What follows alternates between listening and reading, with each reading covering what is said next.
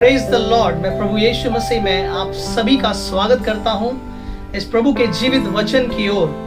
प्रभु हमें इस प्रकार कहता है मलाकी उसके 4 अध्याय में कि क्योंकि देखो वह धधकते भट्टे का सा दिन आता है जब सब अभिमानी और सब दुराचारी लोग अनाज की खूंटी बन जाएंगे और उस आने वाले दिन में वे ऐसे भस्म हो जाएंगे कि उनका पता तक न रहेगा।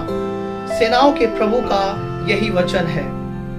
परंतु तुम्हारे लिए जो मेरे नाम का भय मानते हो, धर्म का सूर्य उदय होगा और उसकी किरणों के द्वारा तुम चंगे हो जाओगे और तुम निकलकर पाले हुए बछड़ों की नाई कूदोगे और फांदोगे। तब तुम दुष्टों को लताड़ डालोगे, अर्थात मेरे उस ठहराए हुए दिन में वे तुम्हारे पांव के नीचे की राख बन जाएंगे। सेनाओं के प्रभु का यही वचन है। Praise the Lord. मेरे प्रिय भाई और बहनों, इस वचन के द्वारा प्रभु हमें इस प्रकार बताता है और आगाह करता है कि अंत का समय निकट आ चुका है। अंत का समय यानी उस न्याय का समय जब प्रभु यीशु मसीह दोबारा इस पृथ्वी पर आएंगे, न्यायियों और धर्मियों और अधर्मियों का न्याय करने के लिए। इस प्रकार प्रभु कहता है इस वचन में कि देखो वह धधकते भट्टे का सा दिन आता है जब सब अभिमानी और दुराचारी लोग, दुष्ट लोग जो पाप करते हैं, जो बुराई करते हैं, जो गलत काम को करते हैं, वे लोग अनाज की खूंटी से बन जाएंगे। जिस प्रकार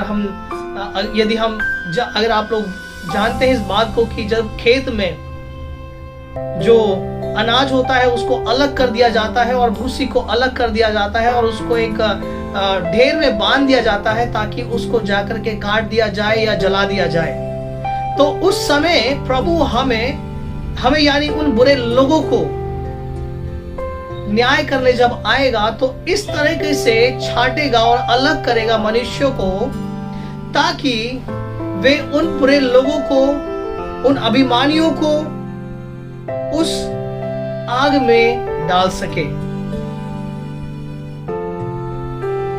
लेकिन उसके बाद प्रभु ये भी कहता है और हमें चिताता है, हमें ये आगाह करता है, He gives us warning कि जो मेरे नाम का भय मानते हैं उन पर धर्म का सूर्य उदय होगा और उसकी किरणों के द्वारा तुम चंगे हो जाओगे और तुम निकलकर पाले हुए बछड़ों के समान कूदोगे और फांदोगे।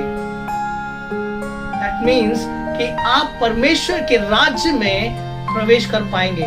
यदि आप धर्म के मार्ग पर यदि आप चलते हैं तो परमेश्वर आपको अपने किरणों के द्वारा आपको चंगा करेगा। That means He will heal your soul। यहाँ पर परमेश्वर हमारे बाहरी मनुष्य तत्व की बात नहीं कर रहा, यहाँ पर परमेश्वर हमारे आत्मा की बात कर रहा है, हमारे मन की बात कर रहा है कि वो मन जो हमारा कमजोर हो चुका है, जो हम मतलब एकदम कहते हैं निराश हो जाते हैं, हताश हो जाते हैं, लेकिन परमेश्वर को नहीं छोड़ते। उस स्थिति में भी परमेश्वर अपनी दया की दृष्टि हम पर करेगा, हम पर करुणा करेगा, हम पर अपने सूर्य का उदय हम पर करेगा, ताकि हम प्रॉपर हील हो जाएं, हमारी आत्मा प्रॉपर तरीके से हील हो जाए और हम परमेश्वर के राज्य में जाने के योग्य बन सके। मेरे प्रिय भाई और बहनों, मैं आप लोगों को बताना चाहता हूं कि परमेश्वर आपसे बेहद प्रेम करता है और परमेश्वर इस संसार में धर्म की स्थापना करने के लिए नहीं आया, परंतु वो प्रेम को स्थापित करने के लिए आया। वो अपने प्रेम को बताने के लिए इस धरती पर आया कि वो हम सभी से कितना प्रेम करता है, कि वो हमें उस नरक की आग में नहीं जाने देना चाहता। यदि आपका कोई पुत्र है, यदि आपकी कोई पुत्री है, आपके बेटे बेटी है, आप नहीं चाहेंगे कि आपका बेटा या आपकी बेटी किसी भी मुसीबत में गिरे। यदि आपको पता होगा तो आप निश्चय उसको उस प्रॉब्लम से बाहर निकाल लेंगे। जैसे कि जब एक पिता अपने बच्चे को साइकिल चलाना सिखाता है तो सिखाते वक्त वो उसके साइकिल के पीछे वाले सीट को वो छोड़ता नहीं है, परंतु उसको पकड़े रहता है। और वो इसलिए पकड़े रहता है ताकि उसका जो बेटा है, जो साइकिल चला रहा है और सीख रहा है, वो गिरे ना। और यदि वो कभी छोड़ भी देता है तो उसके साथ साथ भागता है, ताकि इनकेस अगर वो गिर भी जाए तो उसको हाथों हाथ उठा ले। Praise the Lord. इसीलिए परमेश्वर भी इस धरती पर आया मनुष्य बन के, इस धरती पर मनुष्य बन के इसलिए आया ताकि वो हमें बता सके कि परमेश्वर जो स्वर्गीय, हमारा स्वर्गीय पिता जो है, वो हमें किस प्रकार प्रेम करता है। और वो हमसे यही चाहता है कि हम उससे प्रेम करें। और परमेश्वर हमें यह भी बताता है कि जैसे उसने हमसे प्रेम किया है, वैसे ही हम एक दूसरे से भी प्रेम करें। हम अपने पड़ोसी से प्रेम करें, हम अपने भाई से प्रेम करें। यही नहीं, परंतु हम अपने दुश्मनों से भी प्रेम करें। हम उसके लिए प्रार्थना करें, हम उसके लिए आशीष के कारण बने। Praise the Lord. प्रभु आपको बहुत आयत से आशीष दे, और प्रभु अपने इस वचन से, अपने इस जीवित वचन के द्वारा आपके मन को, आपके हृदय को वो हील करे। अपने सूर्य के उदय के द्वारा वो हील करे। प्रभु कहता है कि तुम ज्योति के संतान हो, हम परमेश्वर के संतान हैं। और परमेश्वर हमारा ज्योति है, महान ज्योति है वो।